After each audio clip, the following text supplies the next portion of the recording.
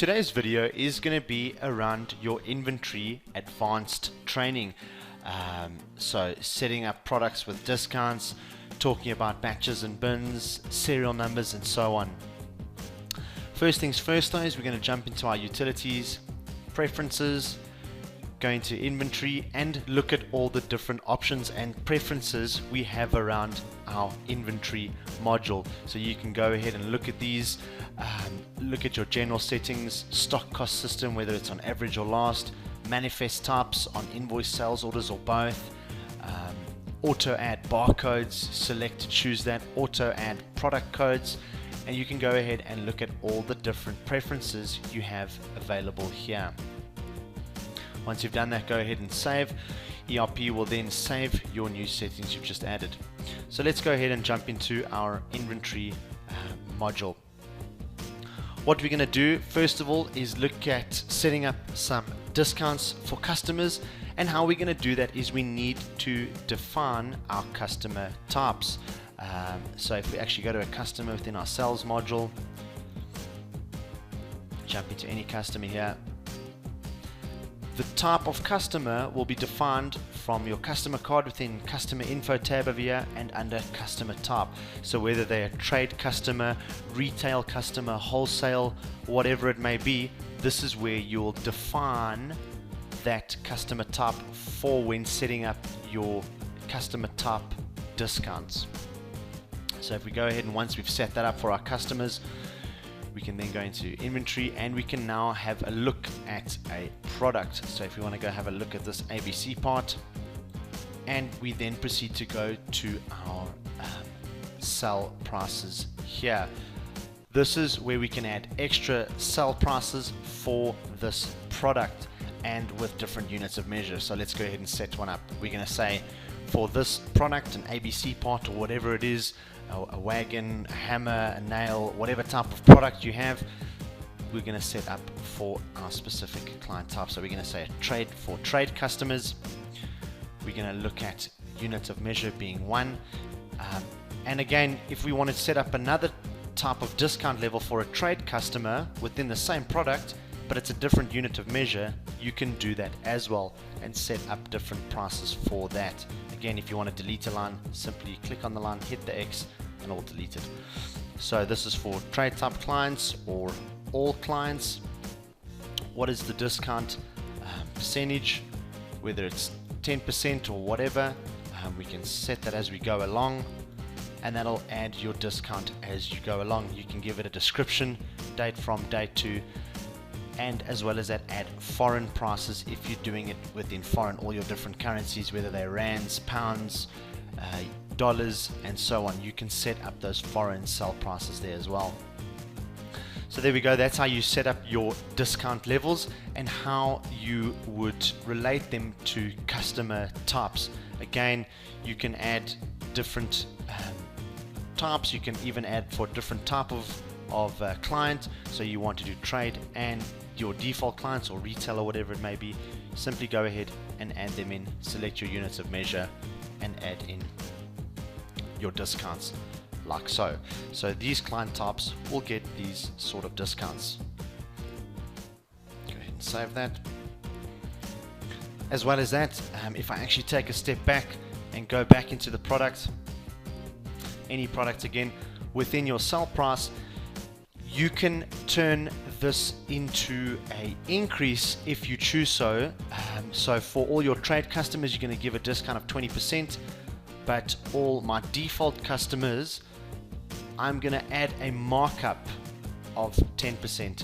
You can do that as well. So whether it's a markup or a discount, that is how you will determine it. A negative will be reflected as a markup and a positive will be reflected for that discount percentage. So you can set that up as you go along. For now, I'm just going to leave it at a discount percentage. Jump back out. If you're now doing this over multiple customers or clients, and again, you can do those sell prices with your buy prices within your product card. So whether you have extra buy prices or extra sell prices, that works around the same concept. But now you wish to export this or import information on a global reference. The best way to do that is to run an export first of this of the extra bar or extra cell. Once we do that, let's go ahead and do one quickly. Do it in a CSV. Let's call it whatever you want. New. Put it on the desktop. There we go. Make it in a CSV. Hit save. That'll set the location to where this file will be exported. There are extra cell price. Hit export. Yep, export completed. What we can now do is then go into that file, and this is where our information is going to be for that. So our trade customers that we selected, default, external, and we can set up our different information like so extra cell descriptions and so on. So the best way, again, you would want to alter it in that CSV file. Again, you can do exports on all types of information here, whether it's client types, contacts, extra bar prices, sell prices, suppliers, tax code lines, and so on. So again, export a file first, alter it in the CSV file, and then import that again up here by file, import, and import that file. With your products as well, you can set up batches and bins. We jump into a barcode product. You can set this up to allocate to specific, again, batches or bins by simply clicking what you want. So use bins, batch tracking for what departments, what bins do you want to allocate to this product, and so on. So there we go. We can see what has not been allocated, and as well, do we want the selection on the cell to be automatic, or do you want the pop-up dialog to inform you what bin you want to place that in? And again, with batch tracking, we can do batch adjustments, bin adjustments from here, move all stock into default bin, and so on. So a huge amount of information here. We can select our default bin at the top here, whatever rack or whatever bin we want it in. We can move all that stock to that one location. If we go ahead and jump out of this quickly, if we go ahead and look at doing an invoice now, bringing in some product and allocating that to a bin or a specific batch. I'm going to go ahead and look at our bin product. Now this wouldn't be called bin product, but we're going to leave this as bin product. 2 were ordered, 2 were shipped, and we wish to allocate what bins and what quantity will be taken out from where. So we can see if we wish to add another bin, we can see the quantity is 2. So ordered 2, shipped 2, and where do we want to take that out? We can split that over different bins, different racks, one from here and one from there. Press F9 to get the available allocations as well. Again, you would just hit F9, and that'll open up the available allocations and what the amount is left in those racks. So we can see rack A, there's 100, A3, there is 92. So we can take those quantities out there. View stock.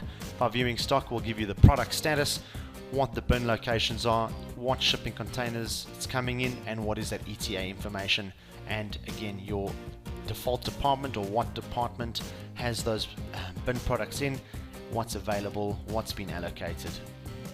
So a huge amount of information there. Once you've selected that, we go ahead, hit save. It then allocates what bins those will be taken out of. Job complete. Now that same concept is going to work around your serial numbers. So if we go ahead and jump into serial numbers in our inventory tab, go into serial numbers, this will show you all your different serial numbers, what's available, what's been sold, what's on sales order, what's fixed assets, or all. So we can look at all our available serial numbers here. Double click and it will take you back to what makes that up, so we can see new product serial numbers were purchased in. So that'll show you what's come in, what's gone out, what's in stock and what's available and what's been sold. If we go ahead and jump into a product, jump into our apples, we need to ensure that serial number tracking has been allocated. So we have our batch tracking allocated, our bin tracking allocated, but more importantly that our serial number tracking is ticked on. We can go ahead and look in our serial numbers, see what's available, see what's gone on. So if we jump in, jump out of here, and we go do a purchase order for any product. So we simply select a supplier and we're going to select our product. Let's say some of those apples,